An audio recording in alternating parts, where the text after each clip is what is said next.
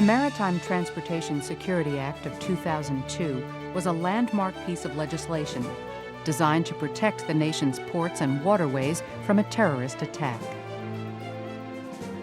The MTSA, in tandem with the International Ship and Port Facility Security Code, strengthens and adds new protective layers of defense to our nation's port security. The regulations added under the MTSA expand our traditional facility inspection program beyond safety and pollution prevention, as outlined in 33 CFR Parts 126, Handling of Dangerous Cargoes, 127, Handling of Liquefied Hazardous Gas, and 154, Oil and Hazardous Material in Bulk. The MTSA security regulations cover vessels and facilities operating on or adjacent to waters subject to the jurisdiction of the United States. These regulations are found in Subchapter H of Title 33 of the Code of Federal Regulations. The Coast Guard has a key role in the implementation and enforcement of these regulations. It is imperative that you understand your responsibilities to ensure that the regulations are enforced. The MTSA regulations are based on a perimeter and layered defense system. Part 101 is the perimeter. It discusses items common to most facilities and vessels. Parts 103, 104, 105, and 106 address the layers we must protect within our maritime transportation system. In this program, we will focus on Part 105, Maritime Security, Facilities, with special emphasis on the inspection of an oil transfer facility, passenger vessel terminal, container facility, and barge fleeting facility. These are 4 common types of facilities you will be required to inspect. The creation of MTSA was a direct result of the attacks on America on September 11, 2001, the bombing of the USS Cole, and studies on piracy and maritime security by the International Maritime Organization. U.S. Coast Guard maritime security inspectors must enforce many requirements of MTSA to protect America's ports and waterways from a terrorist attack or other transportation security incident. Coast Guard responsibilities include approving security plans for more than 3,100 facilities and 9,500 vessels to comply with MTSA. The Coast Guard must guarantee that these facilities and vessels have implemented the plans and that the plans are working. With a stringent and thorough facility inspection program, the Coast Guard will examine and enforce domestic facility compliance with MTSA. Facilities not in compliance are subject to civil penalties and suspension of operations. MTSA regulations apply to other types of facilities, such as those that receive foreign and U.S. cargo vessels greater than 100 gross registered tons, as well as facilities handling Class 1 explosive material or other dangerous cargoes. Many of the skills necessary to perform those types of examinations are common to skills employed during the security examinations that you will see here. Facility security inspections require a great deal of knowledge and understanding of the MTSA regulations and Commandant-issued policies. Initial verification examinations for all MTSA facilities should be completed by December 31, 2004, then conducted annually in conjunction with other pollution prevention or safety inspections. Deficiencies encountered during an MTSA inspection may be more subtle than those encountered during the traditional facility inspection, emphasizing safety and pollution prevention.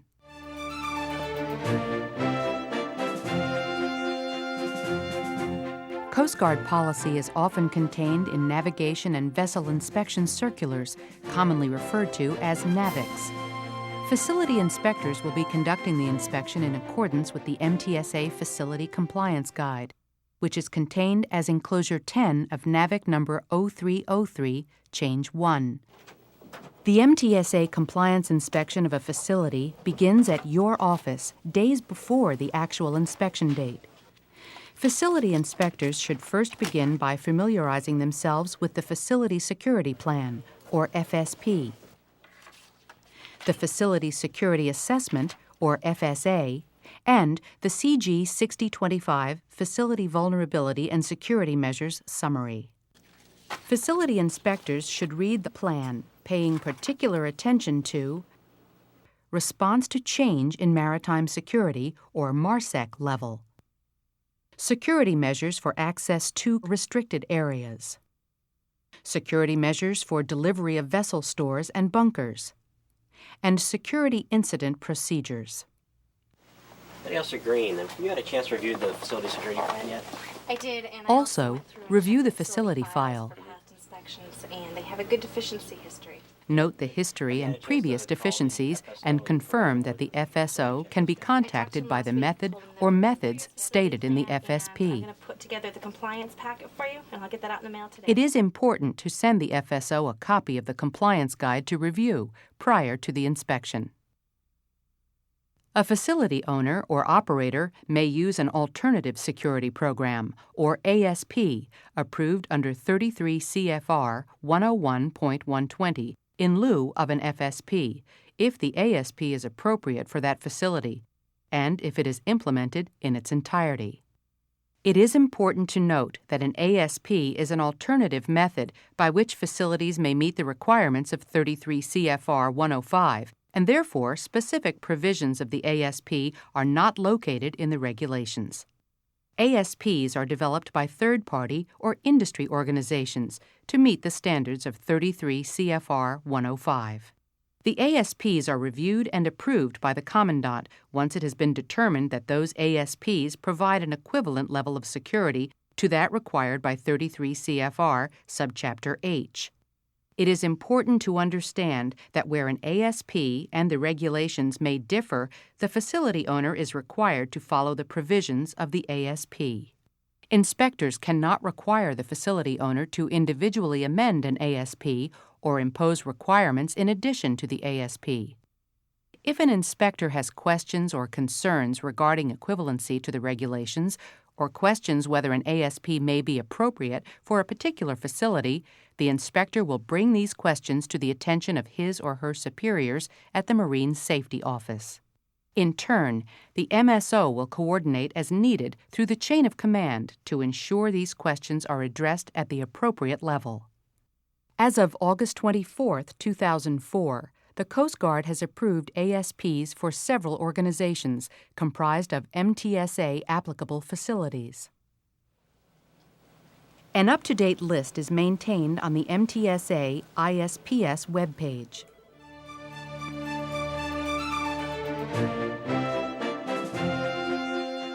On the date of inspection, as you arrive, look for security guards, video cameras, gates and fences, signage, employee, visitor, and contractor ID checks, and possible badge issuance depending on the MARSEC level your port is in. What you see should be in compliance with the FSP. How you doing? Identify yourself as a U.S. Coast Guard facility inspector and present your military identification card. But remember, Coast Guard personnel will not surrender military ID cards.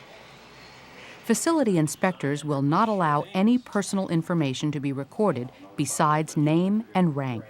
When you inform the officer on duty that you have an appointment with the FSO, pay attention to the process used in admitting your team. That the Coast Guard is here for inspection. This process should mirror what is in the FSP.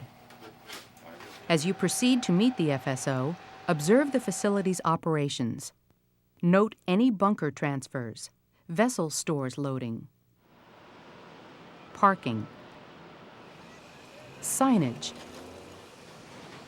vehicle traffic patterns, cargo movement, and restricted areas. Remember, restricted areas must be designated, marked, and access controlled.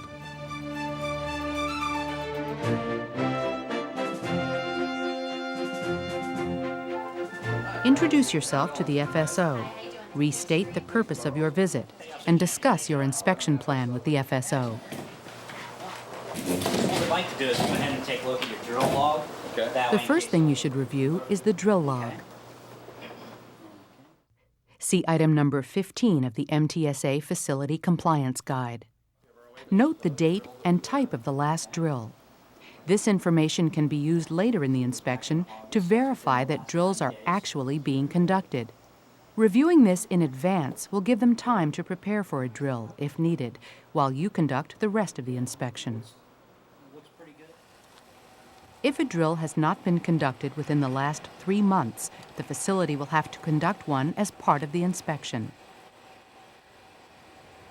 Drills must test individual elements of the FSP, including response to security threats and incidents.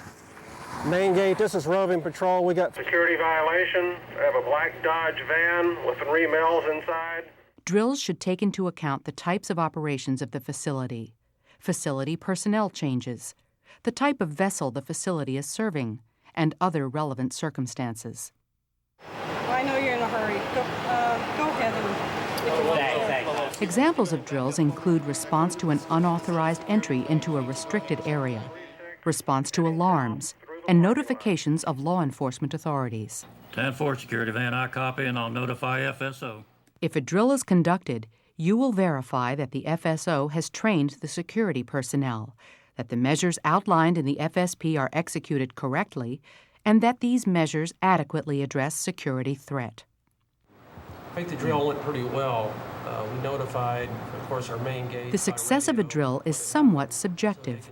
However, certain goals must be accomplished in a drill for it to be successful. I believe you acted very well in your role. The measures contained in the FSP must be fully implemented. Proper actions must be taken by security personnel and others on the facility. The FSO must effectively demonstrate control and communication. The situation must achieve a positive resolution. As a reminder, suspicious activity, breaches of security, and transportation security incidents, TSIs, must be reported to the National Response Center. We observed the suspicious behavior drill y'all ran earlier today. I'd like to go over that. The with inspector you should and critique the see what drill y'all with the thought of that drill. FSO I participated in the suspicious behavior drill. and discuss corrective actions and any lessons learned. Some of the things we felt like we could have done better maybe was have the officer at the main gate go ahead and pan one of the cameras, in that direction. Maybe. Remember, lessons learned during individual facility drills and exercises can be important for the regional area maritime security plan. If additions or correction to the FSP are necessary, the inspector should direct the owner or operator to submit an amendment in writing to correct any deficiencies. Right. That would also be section 16 in our plan. Very good. That covers those procedures. Right. The remainder of the inspection items may be conducted in the order as they appear on the MTSA Facility Compliance Guide.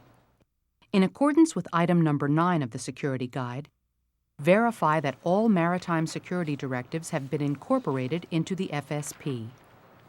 Remember that the office copy of the FSP and FSA should mirror the approved FSP and FSA that the facility possesses. All right, at this time, we're going to just ask you some questions to assess your knowledge of the... Now you need to interview the FSO to assess his or her knowledge of the FSP and training. Give us an overview of your facility security organization.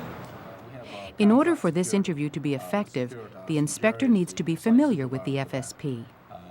Interaction with the FSO ensures knowledge and training on various security topics, such as facility security organizational structure, vessel and facility security measures to be implemented at various MARSEC levels, familiarity with security equipment and systems, and the many other topics as listed in the guide. Next, interview some of the facility personnel with security duties. Assess their familiarity with the FSP and relevant portions of the regulations.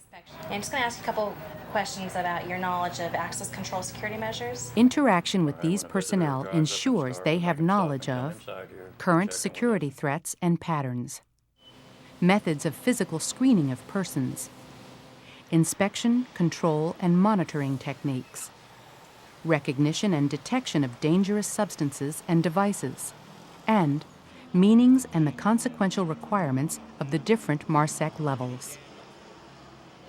Also verify that facility personnel without security duties are familiar with the FSP. These include dock workers and vendors. They should know the meaning of different MARSEC levels, how to recognize dangerous substances and devices, and characteristics of persons who are likely to threaten security. Review the exercise log and record the date and type of the last exercise. Exercises are to be conducted each calendar year. No more than 18 months between exercises. You may accept proof of participation in an area maritime security exercise to meet the requirement for an annual exercise. There's our heli spot right there for landing the helicopter. Check the facility records. Records of all the security training. There should be records for any breaches of security, changes in MARSEC levels, maintenance of security equipment, and training records for all security personnel. Also check the training records for personnel with security duties. They should cover the date of each training session, description of training, duration, and attendees. All records are to be maintained for at least 2 years. Verify that the FSP/FSA has undergone an annual audit. Also ensure that the FSP is being protected from unauthorized disclosure in accordance with Sensitive Security Information, or SSI procedures. These procedures require that the holder of the plan take reasonable steps to safeguard SSI material in their possession or control from unauthorized disclosure. Could you go over with me the measures you guys take, security measures for the different MARSEC levels? Review the procedures for changes in MARSEC levels with the FSO. That would be Section 5. Facilities must report attainment of a higher MARSEC level to the Coast Guard captain of the port within 12 hours of being notified of the change. MARSEC level 1, and these would be the changes for 2. Ask to see their declarations of security, DOS. Verify that they are maintained for 90 days. If the facility uses a continuing DOS, ensure that the DOS is valid for a specific MARSEC level. The effective period at MARSEC level 1 does not exceed 90 days, and the effective period at MARSEC level 2 does not exceed 30 days. Remember, a DOS is required at MARSEC level 1 for facilities interfacing with a cruise ship or a manned vessel carrying certain dangerous cargo, CDCs, in bulk. And at MARSEC level 2 and 3, a DOS is required for all vessels subject to 33 CFR 104.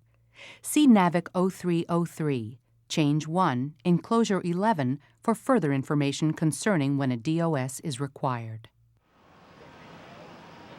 Next, you should spot check the physical security condition of the facility relating to perimeter fencing, gates, surveillance systems, locked spaces, and restricted areas. Also, check communication systems and procedures that may be more critical on larger or higher risk facilities. During the remainder of the inspection, the inspectors will ensure the facility is fully complying with their approved FSP or ASP with respect to the following topics contained in the MTSA Facility Compliance Guide. Keep an eye on him. Communications, security systems and equipment maintenance, security measures for access control, paying particular attention to identification requirements, and vehicle and baggage screening, security measures for restricted areas, security measures for handling cargo, security measures for delivery of vessel stores and bunkers, security measures for monitoring, and security incident procedures. Security to Leon.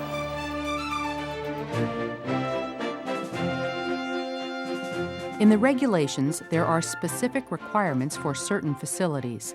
These requirements are also included in the MTSA Facility Compliance Guide. When inspecting passenger or ferry facilities, you will need to verify that areas are established to segregate unchecked persons and effects from checked persons and effects. Ensure that vehicles are being screened as outlined in the FSP.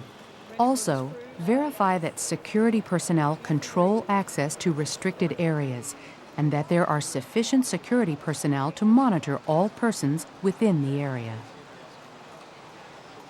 Hi there, how are you? Fine, good morning. For all of your metal items.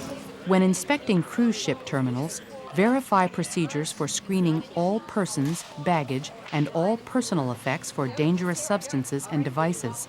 Unfortunately, I can't let you on the cruise, but if you'd like to go up front, there's a clerk. And verify procedures for checking personal identification. You will need to inspect designated holding, waiting, or embarkation areas to segregate screened persons and their effects.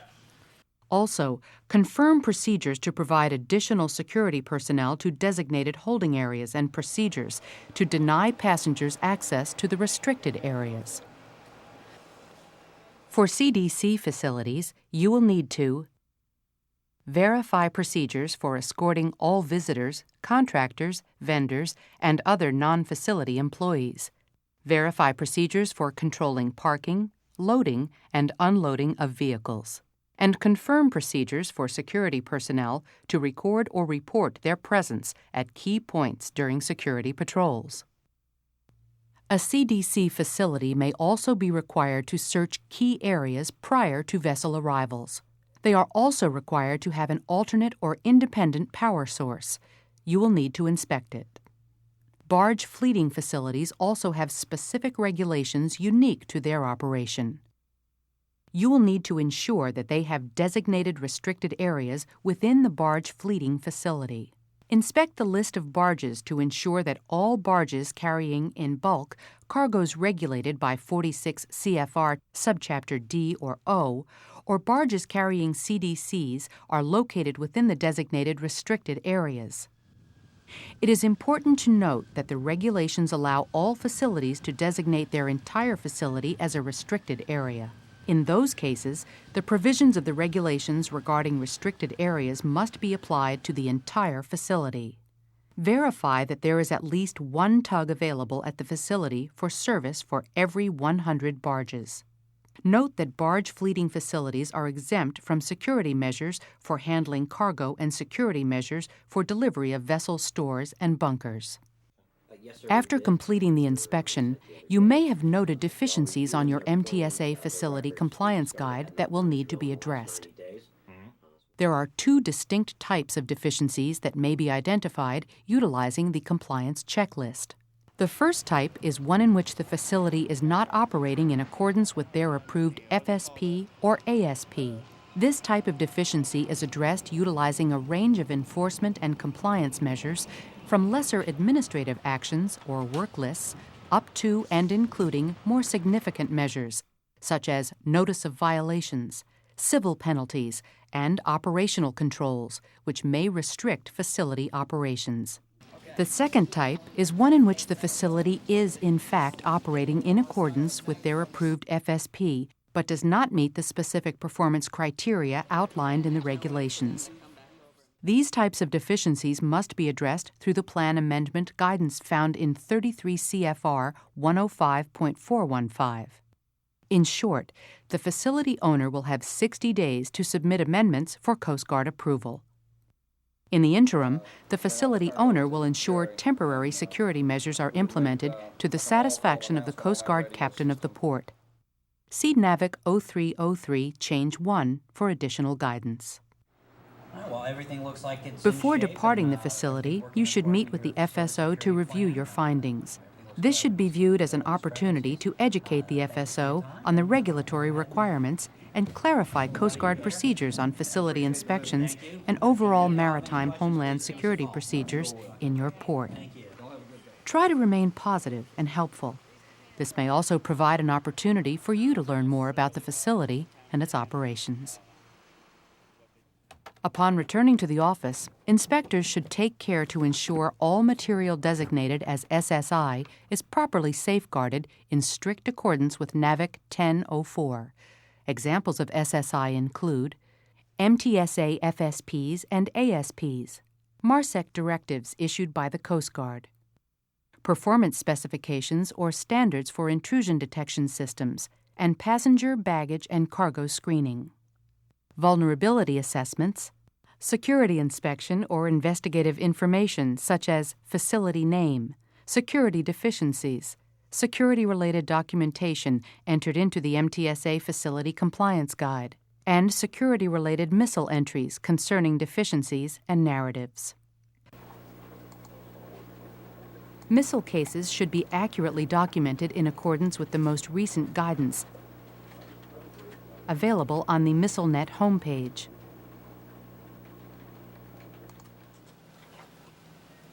The MTSA ISPS website should be frequently consulted for the latest guidance. The Coast Guard intends to aggressively enforce the requirements of the Maritime Transportation Security Act of 2002 and subsequent regulations contained in Title 33 Code of Federal Regulations, Part H. Along with other advances in maritime security, the implementation of security plans for facilities and vessels will further protect our country from terrorist attacks and other transportation security incidents. Your efforts as a maritime security inspector are crucial to a safer and more secure environment in our ports and on our waterways.